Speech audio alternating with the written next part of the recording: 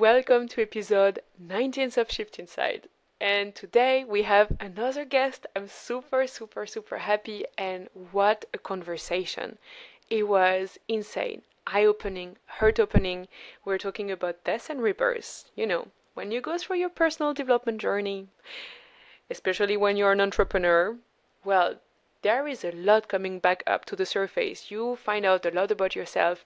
And I don't know if you heard of the hero's journey, but in the hero's journey, there is always this moment of contraction when you're going into this death and rebirth cycle. And the guest I have today, Yerlin, has the craziest story to share with you. Like, I love how she said that.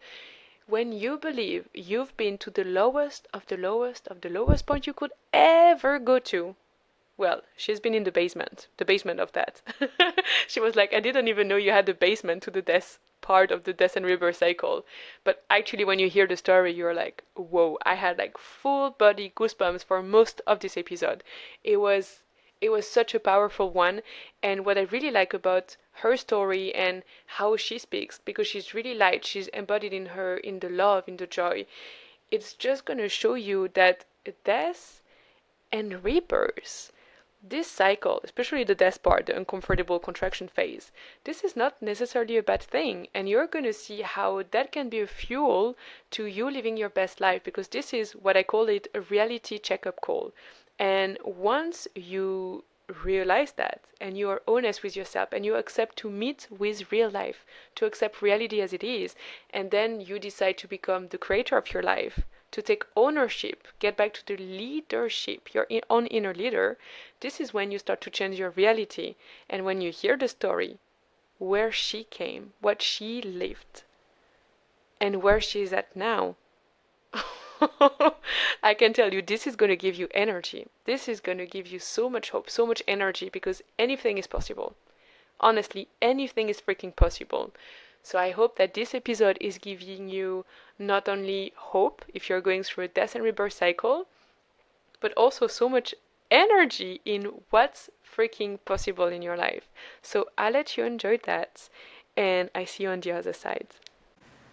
Okay, I'm so excited to have you here. So we have Yerlin joining the podcast, actually from Costa Rica. And if you are on YouTube, you can see all the trees behind her. It's so beautiful. Like where you are is just gorgeous. And yeah, maybe what we do is that you introduce yourself at first. How about that? Yeah, of course. Thank you so much first for having me in here. And thank you to everybody that is listening or watching this video. I am Yerlin Ramirez from Costa Rica. You can see my beautiful rainforest right behind me. And I have been in this world of expansion and growth and self development and spirituality and abundance and wealth creation for over 10 years now. Created a huge body of work, over 1,000 courses and promotions and certifications and courses and trainings and all of it. Traveled to 88 countries and served over 10,000 people in my life from 93 countries. So I have had a lot of experience with helping people really live an unconventional life that is beyond their dreams and that is like based on true real freedom of time and freedom of money, freedom of resources. And my main thing is to really have the time and the resources to squeeze the juice of life every day. So that's pretty much about me. I can feel the juice coming in. I love, love, love that. And yeah, no surprise that you're here on Shift Inside today. That's literally, for me, this is how I see life. Like, what's the point in having a business and in doing so many things if you cannot enjoy life itself? Because in the end, life is about living it, right? So, Yes. Yeah. yeah, fully on point with you. And so today we wanted to speak about a topic that is like really common. Like when you're a human walking on this planet, for sure, where you're gonna go, like it's not always on point. It's not always like all the unicorns and rainbows. And for sure, we have moments that are really harsh, especially being an entrepreneur. And we're gonna have like the construction states, like being maybe you heard of the hero's journey, and there is always a time where we go into contraction mode, and this is what we call in the personal development spiritual field the death and rebirth cycle. And this is what we wanted to touch base on today. So, Yerlin, if you feel like sharing maybe like some of your own experiences and how, like, what helped you, go through those phases that are like inevitable. Like, they're going to come anyway because we are human, we are alive, so that's coming. But how can we, make that process maybe smoother and really get the most out of it somehow? So, yeah, whatever you want to share. Yes. So I know a lot about like death and rebirth. Is I went through a lot with that. I have a story that it would put Arabian Nights to the rest. Like um, in in the depth of the death and rebirth that I went through in my life. But basically, I want to share a little bit about what that was, so that people can have some context about like the death and rebirth. So, 7 years ago, I was engaged to marry this guy from South Africa. I was 3 months pregnant.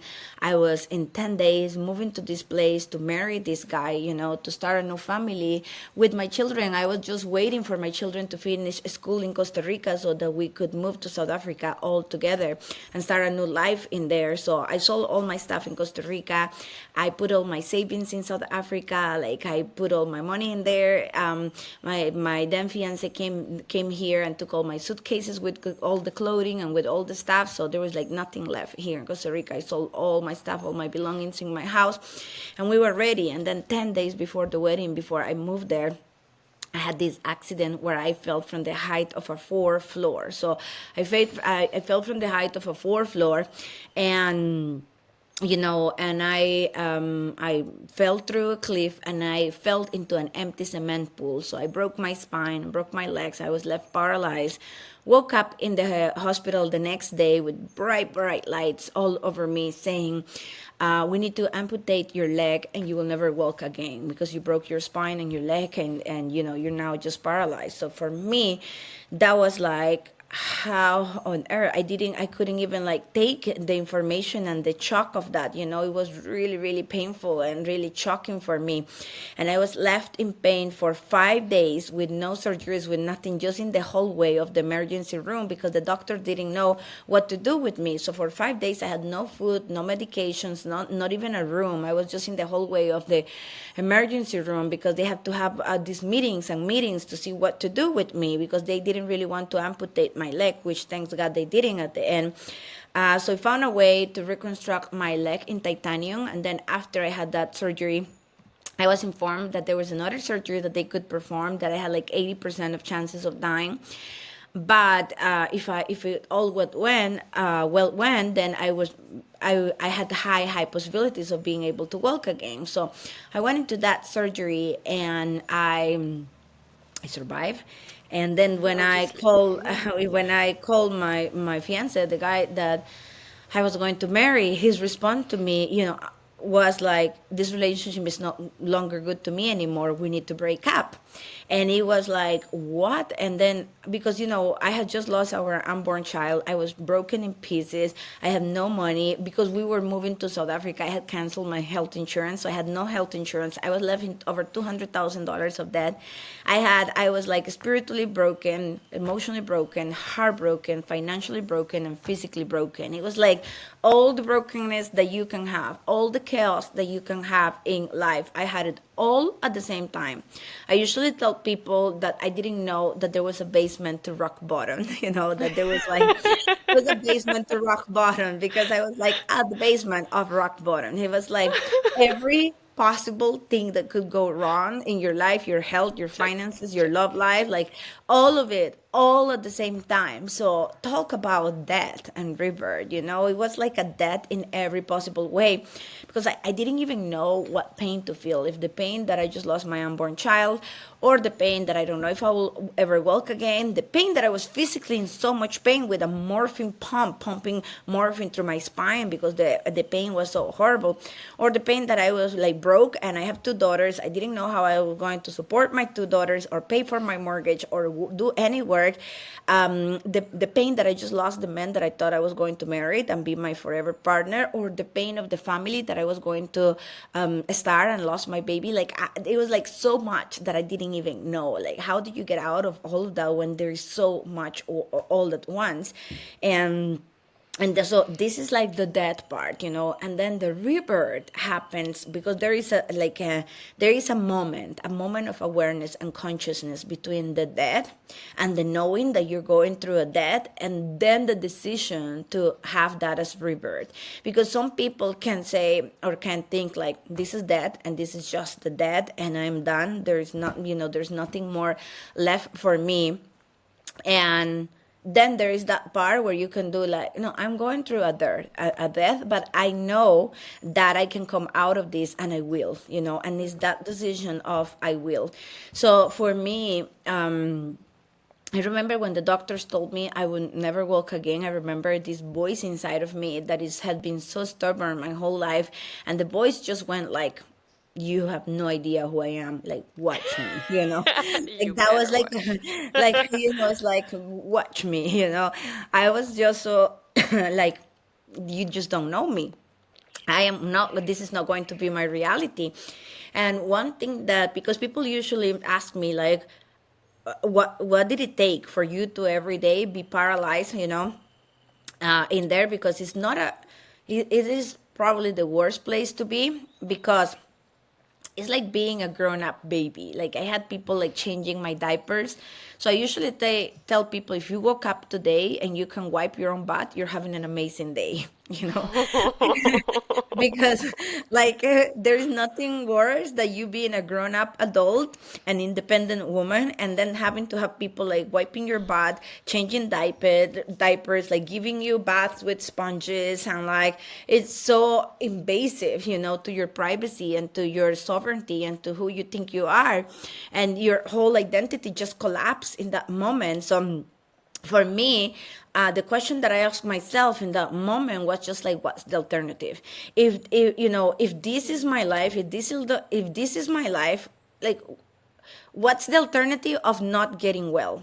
So if I don't get well, I'm going to have to be a paralyzed person the rest of my life, a handicapped person. I will have to live on the charity from people. I will probably lose my daughters because I cannot support them. I'll lose my house. I will be a burden for people. I will be a victim of this thing that happened to me, and my life will just be miserable.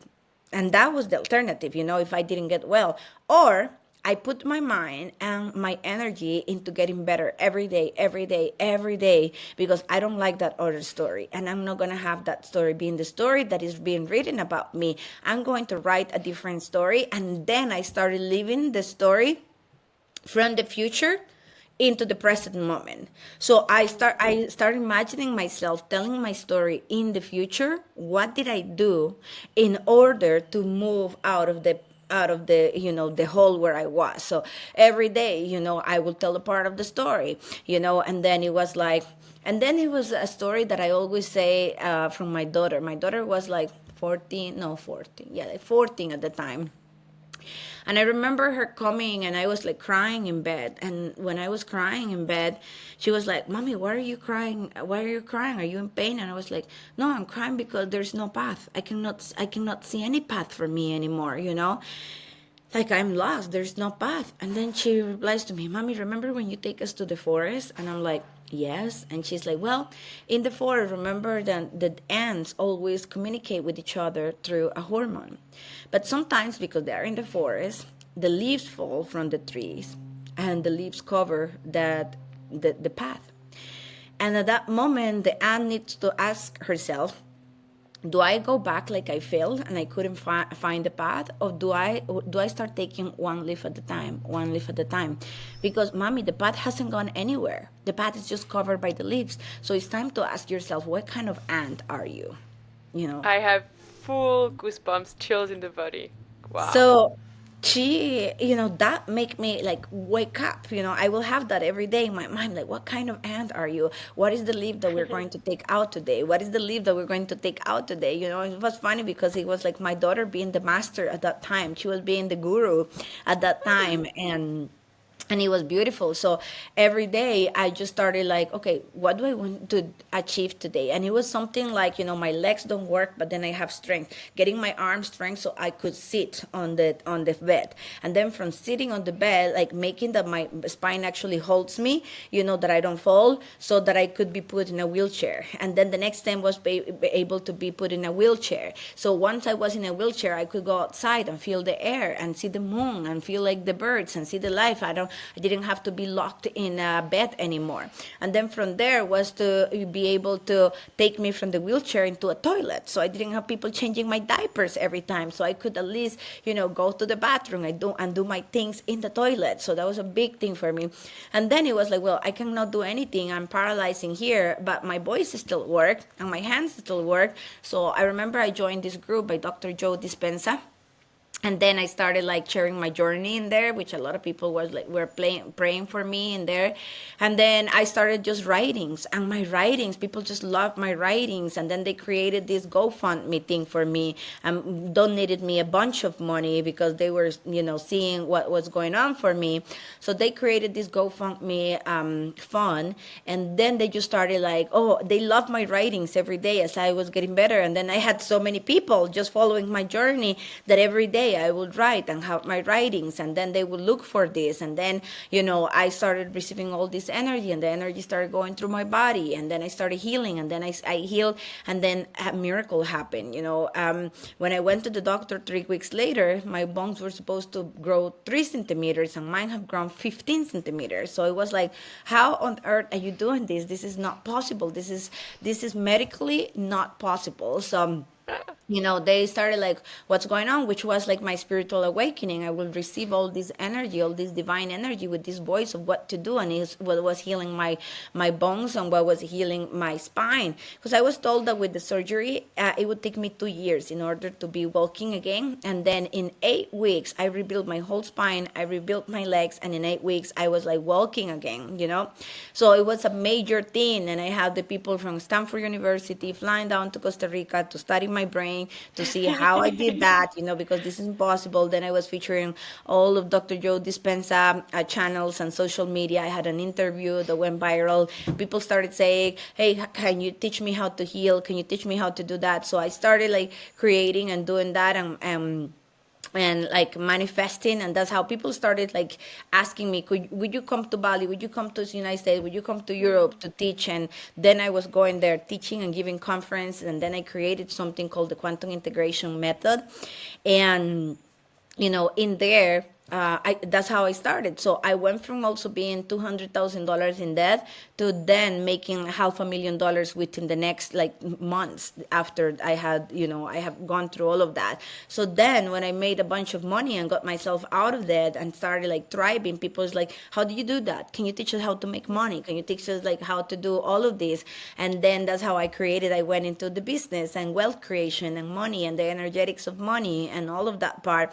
And then from there, I spent 2 years with no one, with no love, with no person. And then I met my husband and my soulmate. And then people's like, how did you do that? How did you did all of that? And then, that's how I went into relationships and, soulmate and divine unions and the masculine and feminine energetics and all of that. So every single thing that I teach in my life has been the result of a part of my hero's journey and a part of that rebirth that I have had. So everything that I teach is based on my own experience and in all the, over 10,000 clients that I have mentored and coached. And it's all like, it's just what has worked and what I have noticed and what I have seen. So I'm like a scientist of life. I'm always experimenting what works, what doesn't work, what's better, and what's the fastest way to get somewhere, because I don't have much patience. I went from, it's going to take you 2 years to 8 weeks. It's going to take Nada. you years to get out of that to just a couple of months. It's going to like, I like to just make the impossible happen faster. That's my thing. Gosh, I have to say I'm like really speechless. Like I'm listening to you and I'm like, you can go on forever. I'm so impressed and so like I really feel like the impact on me as well. And I feel like for people listening, because of course you don't have to go through all those crazy deaths and the the base like the basement of the lowest point of what we said of death, you know, of the dawn point, to actually also like get out of a death and rebirth circle. But I feel like for me this is giving me a lot of hope in the sense that I see the beauty in it. Like from your story, I see like how you turned it, but also because you decided, you know, you didn't let that happen to you. And I feel like that's really the point in the death and rebirth. It's so easy when we are in the lowest points to believe that, oh my God, this is happening against me and nothing is gonna work again, and this it's gonna be like this forever. And I feel like it really takes like deep honesty, bravery, courage, you know, to decide that you're going to rewrite the story. And I feel like, to me, like from what you're saying, I feel like the turning point, also like your daughter is so amazing. Like I had like, oh my God, that's so Yeah, she's crazy. amazing. Yeah. And like, so that's why like being in communities and having people around you helping you Hmm. and seeing your potential is so important. But also like you decided to do that. Like you literally decided like, no, I'm just gonna rewrite that story. And also insane that you were able to build bones in like 8 weeks. That's 8 months. 8 months. Eight Still like weeks. 8 weeks. Oh yeah, Yeah, that's insane. But yeah. like that also shows like, and I was sure like when you spoke about Joe Dispenza, I was like, she has to speak about him because what you did was literally like some Joe Dispenza stuff. Yeah, yeah. Magic. His work was very important in my healing in what I did. Mm. So yeah, because a lot of and something that you said that is very important is what you choose to do when you go through these points in life. Because after that, my business made like $3 million over myself, created a body of work over like 1,000 trainings and programs and courses and retreats that I do here in Costa Rica, and like VIP days, like a whole body of work of my offerings and what I do with people. The core thing of this is that in my world, nothing is pain or suffering based. These are like programs that we can unsubscribe from. Just like you unsubscribe from Netflix or some from Spotify or something, you can unsubscribe from suffering and struggling and pain and sacrificing. I call this because these S are the S that limit your life, and this is suffering, sacrifice, scarcity, separation, and struggling. These are the five S that keep you stuck in a loop where you don't have to. Like, you don't have to. You can choose the pain, but also you can choose to expand and to amplify and magnify what you are from joy and beauty and magic. You can, at any point of your life, say, I am done with the suffering. I am done with being the warrior. Because the thing is, that if you identify yourself as a warrior, even as a warrior light, you're always fighting darkness then. But if you are any kind of warrior and you say, I'm a warrior, what do warriors do? Well, they fight They wars. fight. So your avatar always need new wars to be fighting so that you can keep the avatar alive. But at some point, no, I went on my knees and I told God, God, here's my sword. I'm just giving this. I'm not doing any more wars. I've done my part. I proved what I have to prove. I've done everything. I am just done. All the people that were in work, I invite them all to have a nice tea in my house. There's no more work to fight or to do.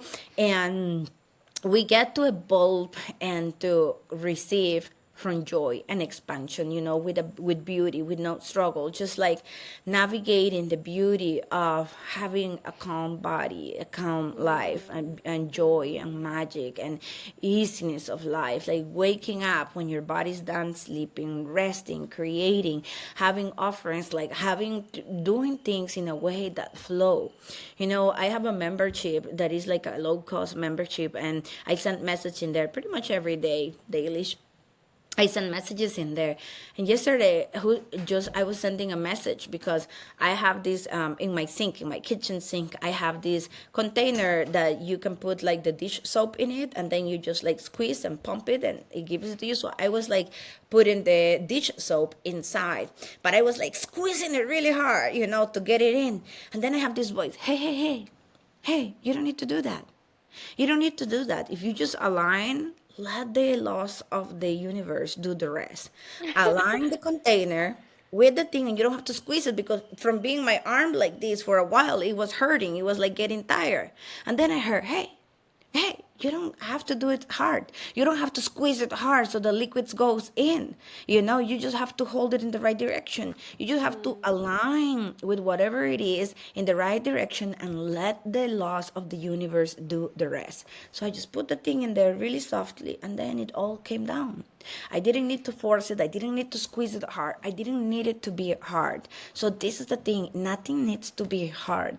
We are the ones creating the experience. We are the movie directors. We are the one holding the film that we're projecting. We are the hologram creators. We are the ones that are making it hard and struggling and full of pain and scarcity and sacrifice, or we're the one making it beautiful, at ease, happiness, in peace in our hearts, like magic and beauty all around us. Any of the two, is us. We are the director, and we're the ones putting it outside.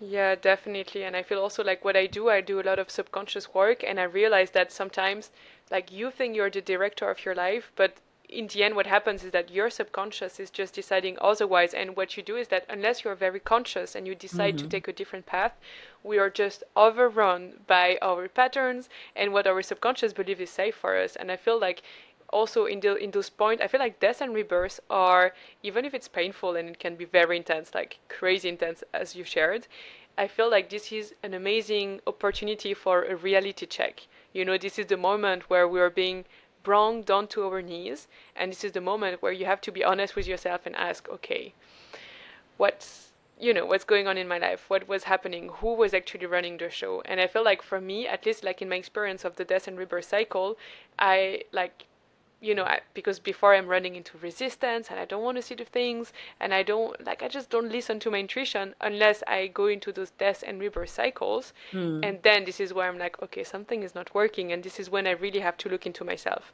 I mean, now obviously I do that less. I don't wait to be like completely wrong on my knee, but who knows? Like, no one knows what life, how life turns out.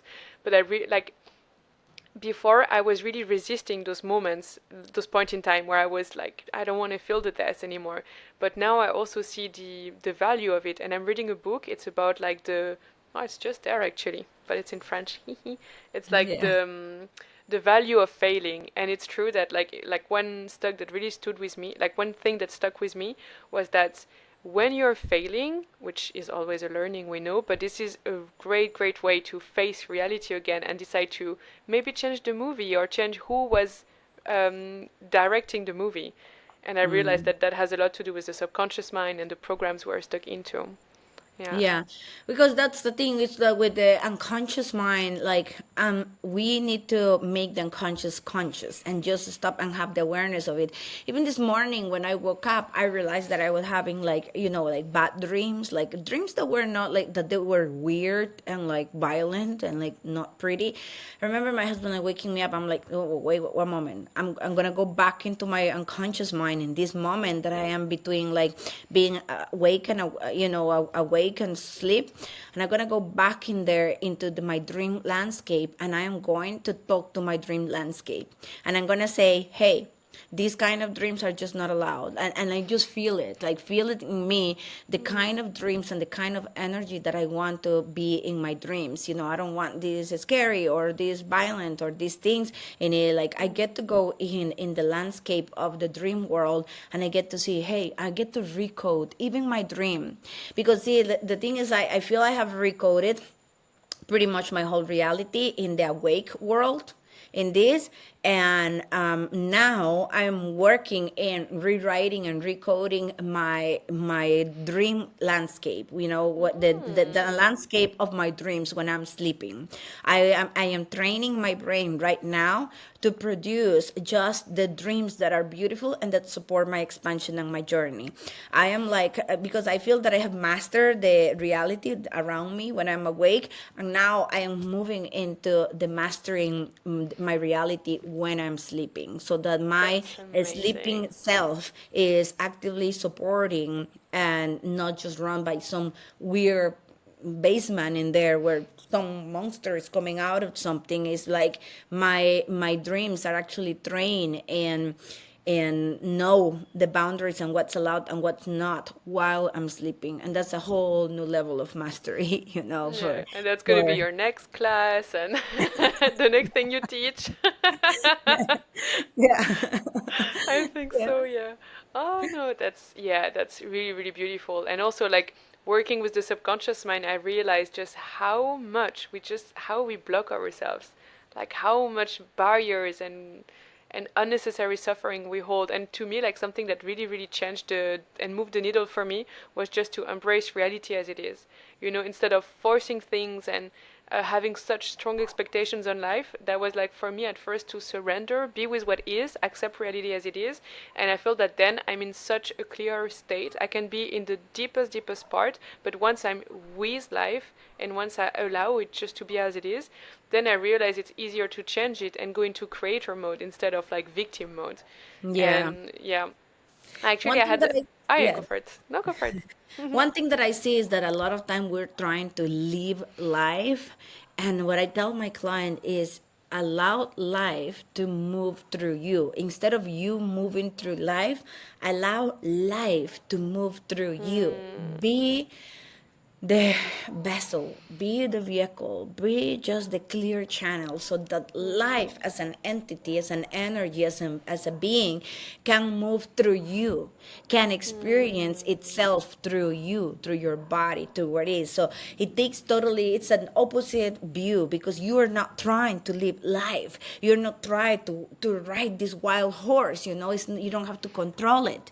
You just have to allow it to move through you, through your body. So you're just the mm. vessel, you're the clear container, you're just like the one that is, you're like the river that is being shaped and allow it to be and to happen. So there's no force, there's no like, I'm living life, I'm navigating life. No, like life is navigating me. Like life is Wow. navigating me. Life is Yeah. navigating me. I'm the muse. I am the river. I'm like just the clear channel. I move with it, and life comes and takes me every day. And life just come and say, well, what do we want to do today? What is moving? What is flowing? What is raw? What is alive? What is? But it's like life is telling me what is the that she wants to experience itself through my body in this day. Mm. So it takes out the need for us to be controlling everything. Yeah, and to be a certain person, to hold a certain image and certain identity. And I feel like this is also like talking about death and rebirth. This is like a proper ego death. Like when you stop to try to force things in your own way, in what you believe, like what you project onto reality and you believe should be the way or should be your life. And when we, like, this is a really like I think the highest level of surrender we can possibly have, the highest level of faith, because it means you, like as you said, you were dropping your sword, and now it's like dropping your full ego, your identity, and say, hey, I just let you move through me. And I feel like that's the next level mastery somehow. Maybe this is not the most appropriate word, but like I feel like that's the thing. Like when we just accept that, yeah, there is just a bigger picture and God is moving through us, and this is we are part of God. I feel like, yeah, and that brings also so much peace. Like to me personally, this is bringing so much peace into my life, and I realize that when I'm resisting and I'm trying to force life a certain way, it really feels like icky in my body. I feel like I'm not being myself, and I have like so much, yeah, all this resistance and this anger and all those feelings. But when I allow them, like I can still feel the anger and the pain, but when I allow it to be, that's how I can start to transmute it. Not by me forcing anything, because once I accept, I just surrender to God, and God is doing this. Like this is the like what I also like come to realize. I don't say I'm perfect and I'm doing that all the time, but every time I do and I surrender, this is like just a burst of peace, and I feel connected with all that is.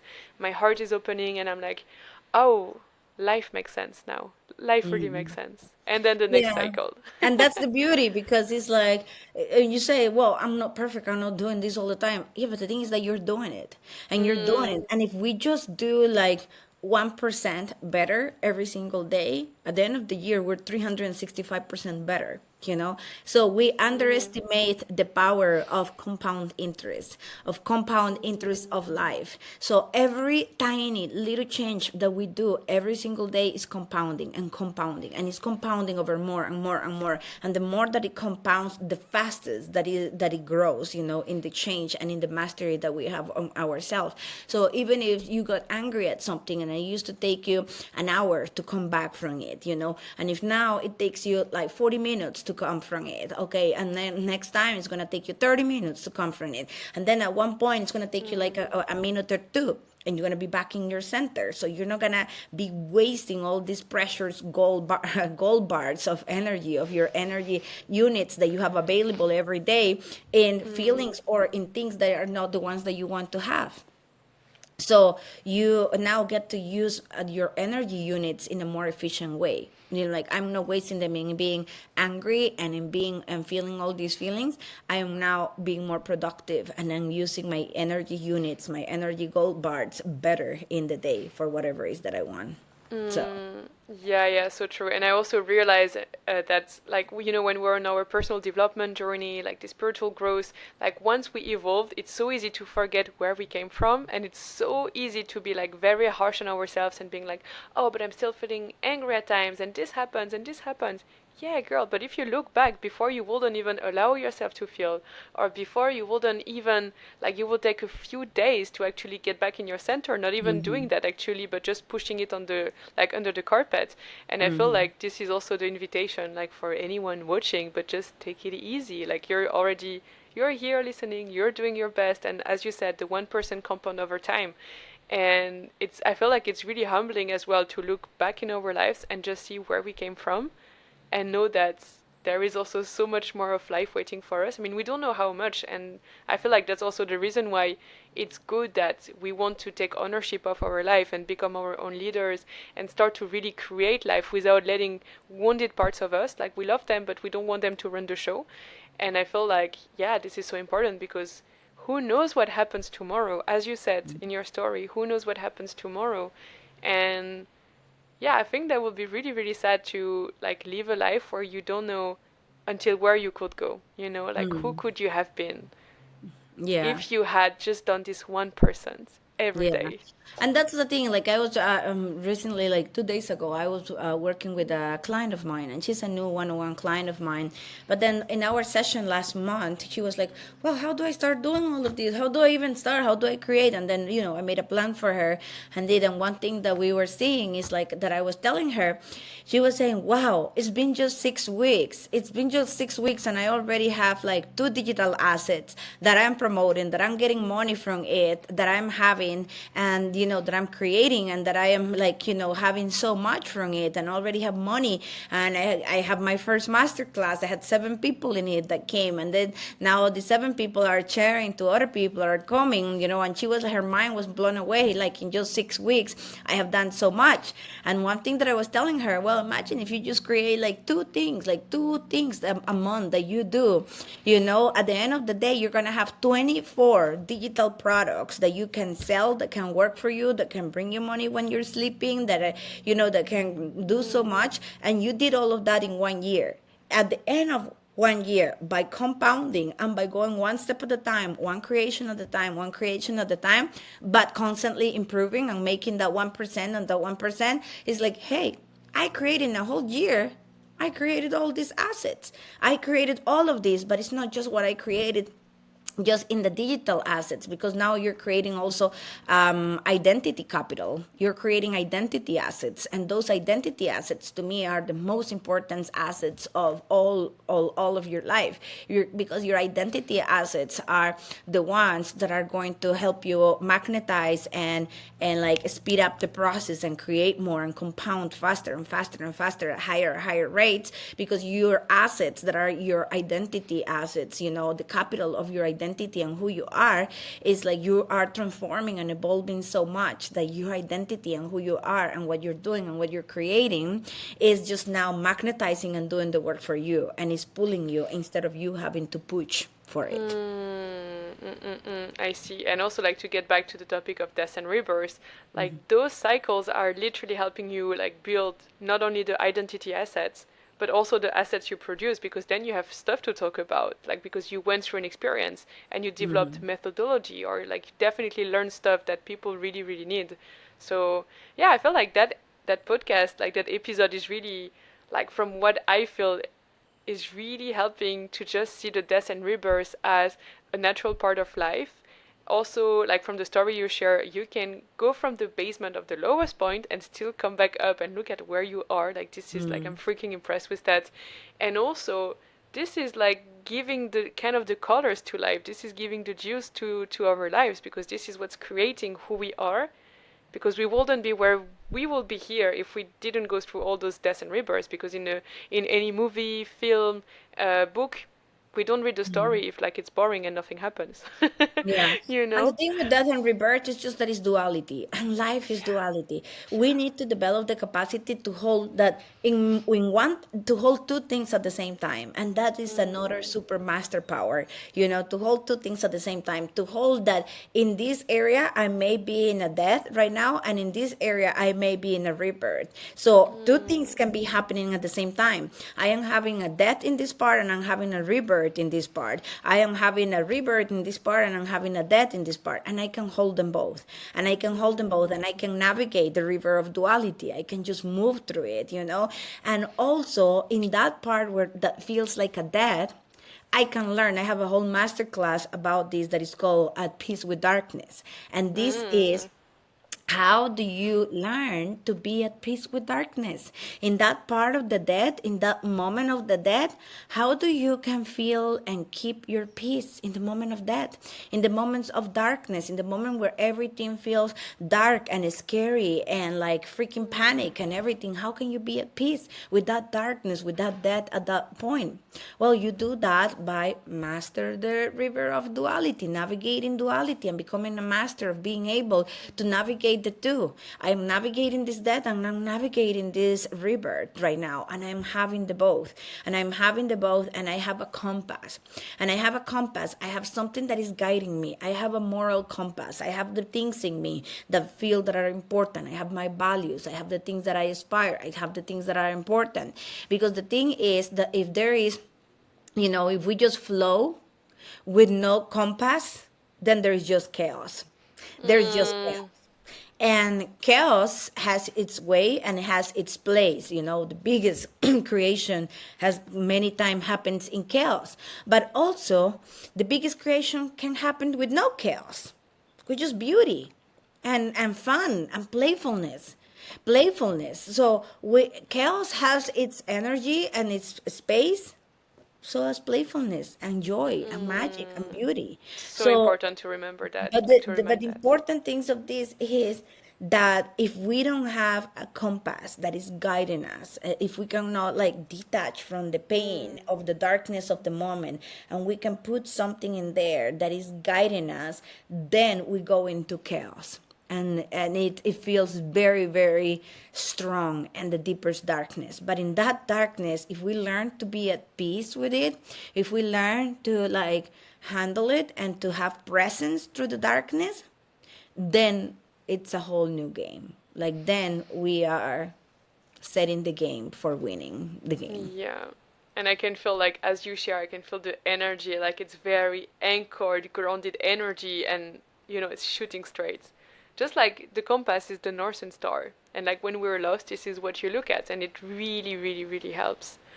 Oh yeah, I had like, when you were sharing, I had like this image of like someone being lost in like a dark sea, dark like and dark sky on a little bark, and it feels like the inner compass, and there is just this light further away, and this is what's guiding you. And I feel like, in those moments where there is so much uncertainty and chaos, what's really helping me is like when I just get humble and I just accept life as it is at first, because then I can, get emotionally clear again. And from there, this is how I can see again my Northern Star. This is how I can access again the compass, because otherwise it's just a crazy compass, that's going all over the place. But when I surrender and I just surrender to God, then I'm like, oh, now I see now the compass is going right again. Now I have the direction. Yeah. Ah, wow. Is there anything else you want to share, or do you feel complete? Yeah, well, I don't know if there's anything that you want me to share in here, but I feel that it's important to just take in the information and Mm, absorb it and sit with it so that we're not just listening with our ears, but that we're listening with ourselves, we're listening with ourselves. That means mm, that the information and the codes and the deep wisdom is being absorbed by our body and is going into every single like tissue and bone and organ and system in our body so that we are like becoming it. It's not just something that we heard. It's not something that yeah we can talk about and like repeat it, but mm, it's something that we are, that we embody, that we are, that the presence is that we don't even need to talk so much about it because our present is just that, and that's like the big deepest like energetic authority is when we have really made that knowledge us in ourselves. So it's the biggest asset that we can have mm. is our presence when we have embody and listen and absorb in ourselves the information that help us to become that. Yeah, hands on that fully, fully. And that's also why I named my podcast Shift Inside, because the idea is that we don't tell you things, but you really create a shift inside of you. And you don't just sit with it like, oh, another podcast, another something.